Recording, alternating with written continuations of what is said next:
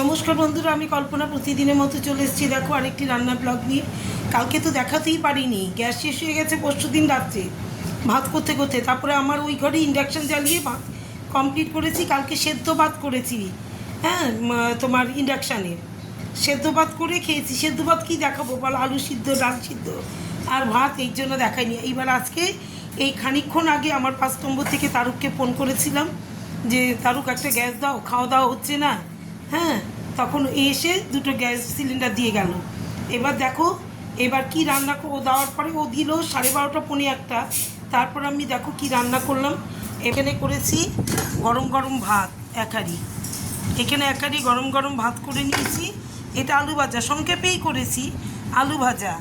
এখানে হচ্ছে চাল কুমড়ো দিয়ে কালো জিরা শুকনো লঙ্কা ফোড়ন দিয়ে আর একটু রসুন ফোড়ন দিয়ে মুসুর ডাল করেছি, এই দেখো। হ্যাঁ, আর এখানে করে নিয়েছি অল্প চিংড়ি মাছ ছিল সেদিনে, চিংড়ি মাছ একটু সর্ষে বাটা দিয়ে ভাপা করেছি। তাহলে আজকে আমার মেনুগুলো হচ্ছে, দেখো আজকে আমার মেনুগুলো হচ্ছে গরম গরম সাদা ভাত, এখানে গোল গোল করে চাক চাক করে আলু ভাজা, আবার কয়েকটা পুরো আছে।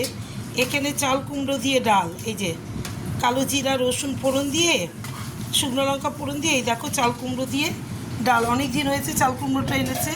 আর এখানে হচ্ছে চিংড়ি মাছ ভাপা, মানে অল্প একটু চিংড়ি মাছ ছিল, সেটা সর্ষে বাটা দিয়ে ভাপা না, সর্ষে বাটা দিয়ে করেছি।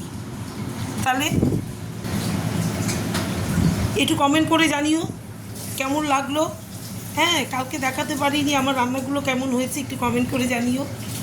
আর প্লিজ প্লিজ প্লিজ আমাকে লাইক করো, কমেন্ট করো, শেয়ার করো, হ্যাঁ, সাবস্ক্রাইব করো। আর অনেক অনেক ভালোবাসা রইল তোমাদের জন্য আমার তরফ থেকে। আর প্লিজ মানে আমাকে একটু লাইক টাইক করো কিন্তু তোমরা।